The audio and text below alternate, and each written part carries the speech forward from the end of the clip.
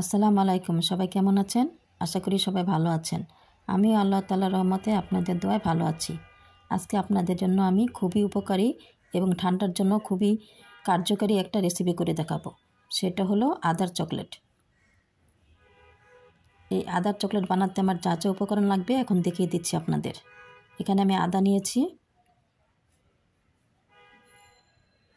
আদাগুলি খুব ভালো করে ধুয়ে ছোটো ছোটো করে কেটে নেব। আর এখানে নিয়েছি 3 টুকরা দারচিনি, 7-8টা এলাচি, 10-12টা লং। আর এখানে নিয়েছি আমি গুড়।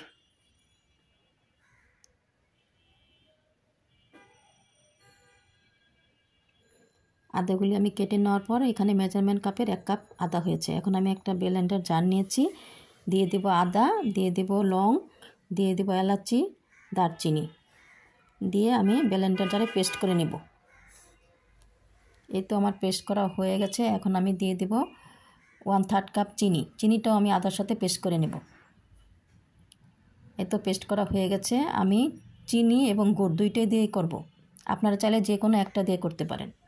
এখন চুলায় কড়াই বসিয়ে কড়াইয়ের মধ্যে আমি আদার পেস্টটা ঢেলে দেব আর দিয়ে দেব গুড়। এখানে আমি 1/4 কাপ গুড় ব্যবহার করেছি। এখন খুব ভালো করে নেড়ে দেব। দিয়ে দেব স্বাদ মতো লবণ। এখানে আমি 2 রকমের লবণ ইউজ করেছি, সাধারণ লবণ আমরা যে খাই আর বিট লবণ, দুইটাই ব্যবহার করেছি। এখন খুব ভালো করে নেড়ে দিব আর দিয়ে দেব 1/2 চামচ গোলমরিচের গুঁড়া। 1/2 চামচের থেকে একটু কম হবে।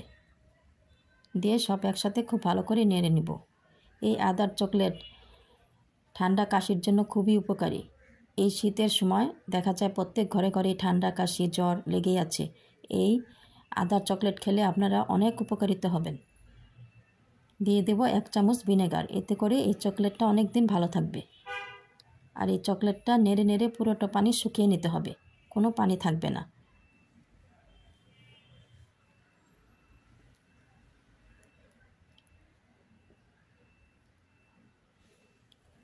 খুব ভালো করে শুকিয়ে নিতে হবে পানিটা। দেখতে পাচ্ছেন আমার আদার চকলেটটা হয়ে গেছে। এখন আমি একটা প্লেটে ঢেলে নিয়েছি। এখন হালকা একটু ঠান্ডা করে আমি হাতের মধ্যে একটু তেল মেখে আদার এই চকলেটের গুলি বানিয়ে নেব।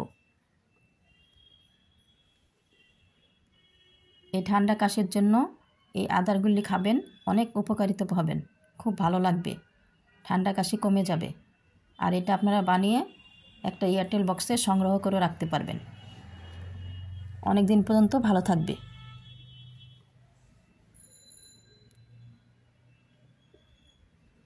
এখন সিজন চেঞ্জ, এর জন্য সবারই আমাদের ঠান্ডা কাশি হয়।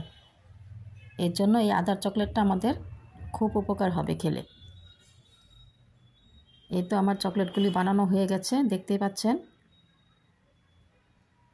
এখন আমি উপরে একটু চিনির গুঁড়া ছিটিয়ে দেব, এতে করে চকলেটগুলি একটার সাথে একটা লেগে থাকবে না। আমার ভিডিওটা যদি ভালো লাগে আমার চ্যানেলটা সাবস্ক্রাইব করবেন, পাশে থাকা বেল আইকনটি ক্লিক করে রাখবেন। ধন্যবাদ সবাইকে এতক্ষণ পাশে থাকার জন্য।